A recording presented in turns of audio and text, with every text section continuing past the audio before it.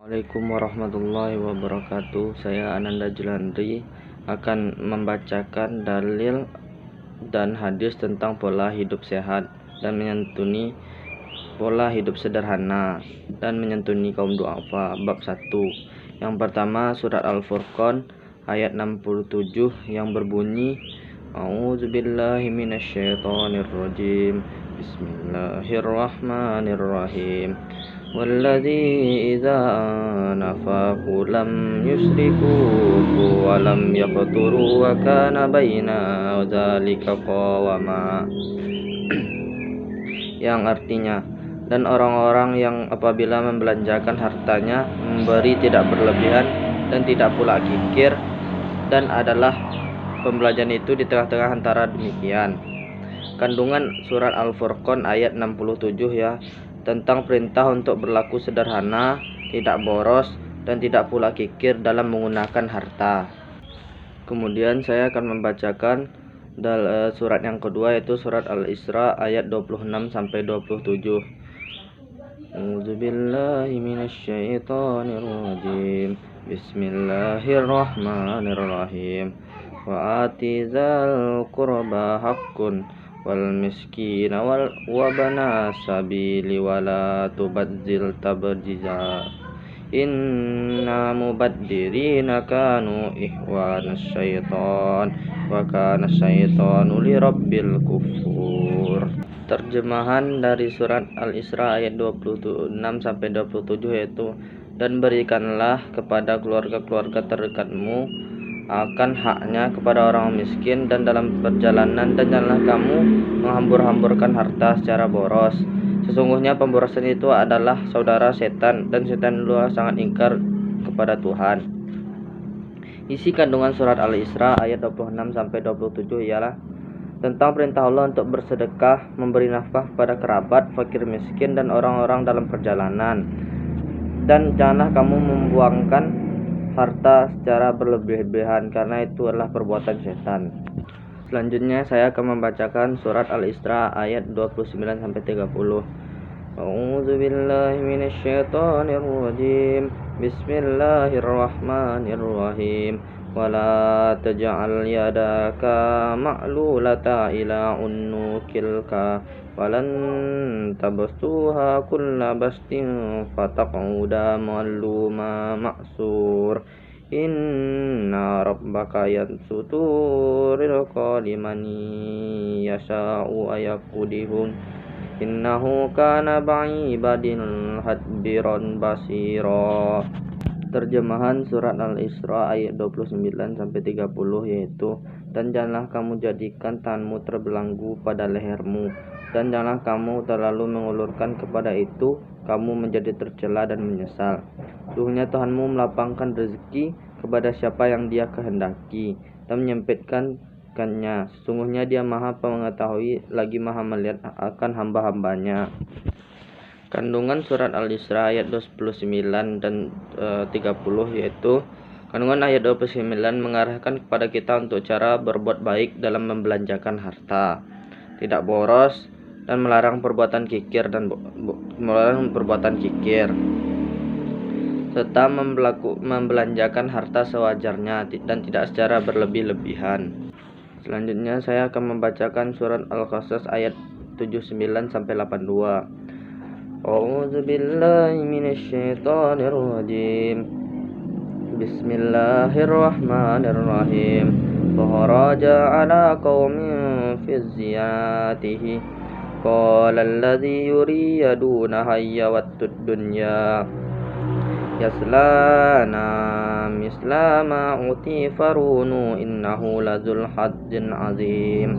Wa qala alladhi utu ilmi wa yalaku sawaballahu khairul liman amana wa ilmi salihah wa la yulattaqa illa sabirun. Fakhafna bihi wa baddirrihi arda faman kana lahum min fi'atin yasdurunahu min dunillahi wa ma kana min muntasirin. وأصبح الذين تمنوا كانوا بالأمس يقولون ويعفو أن الله ينصت رزقا لمن يشاء من عباده ويقدر لولا أن من الله علينا لخسف بنا وَيَكَانَهُ لَا يُكْلِمُ كَافِرُونَ. Terjemahan surat Al-Qasas ayat 179 sampai 82, yaitu maka keluarlah Qarun kepada kaumnya dengan kemegahannya. Berkatalah orang-orang menghendaki keduniaan, moga-moga kiranya kita mempunyai seperti yang kita berikan pada Qarun. Sungguhnya ia maha besar, mempunyai keberuntungan yang besar. Ayat 80, berkatlah orang-orang dengan anugerah ilmu, kecelakaan yang besar bagimu, pahala Allah adalah lebih baik bagi orang yang beriman dan beramal saleh, dan tidak diperoleh pahala itu kecuali orang yang sabar. 81, maka bagi kami benamkanlah Qarun beserta rumahnya dan bumi, maka tidak ada bagian satu golongan pun yang menolong terhadap azab Allah, dan tidaklah ia termasuk orang-orang yang dapat membela diri. Ayat 82, dan jadikanlah orang-orang kemarin mencita-citakan kedudukan Qarun itu berkata, aduhai benarlah orang melapangkan rezeki bagi siapa yang dia kehendaki dan hamba-hamba yang menyempitkannya. Kalau Allah tidak melimpahkan karunia dan benar-benar tidak membenarkan, kita pula adalah benar. Tidak beruntung orang-orang yang mengingkari nikmat Allah. Kandungan surat Al-Qasas ayat 79 sampai 82 itu Qarun, yaitu tentang Qarun adalah orang-orang yang jazab Allah karena bermegah-megahan dalam harta dan menganggap harta akan mengekalkan kehidupan dia di suatu hari. Berikut saya akan membacakan surat Al-Baqarah ayat 177. A'udzubillahi minasyaitonirrajim. Bismillahirrahmanirrahim. Laisal birra an tuwallu wujuhakum qibalal masyriqi wal maghrib walakinnal birra an amana billahi wal yawmil akhir wal malaikatu wal kitabi wan nabiyina wal akifina war mala ala hubbin zawil qurba wal yatama wal masakin wa ibnas sabil was-sabilin wa firriqa wa aqamas salata wa atuz zakar wal mulfu bi ahdihi idza adu was-sabiri fi ba'sa wad-dharra'i wa hiyal bars ulaikal ladzi sadaqu wa ulaika humul muttaqun.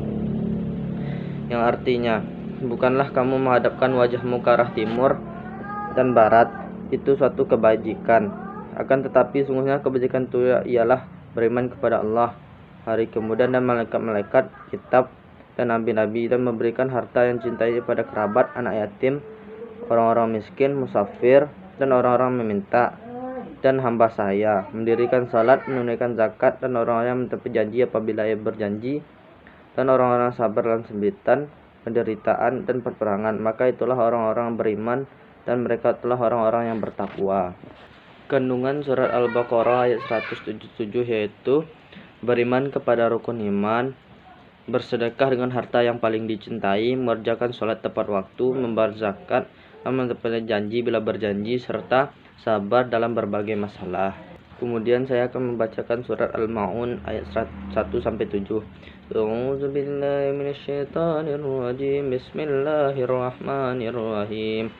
Ara'aital ladzi yukazzibu bid-din fadzalikal ladzi yad'ul yatim wa la yahuddu 'ala ta'amil miskin fawailul lil musallin alladzina hum an salatihim sahun alladzina hum yura'una wa yamna'unal ma'un.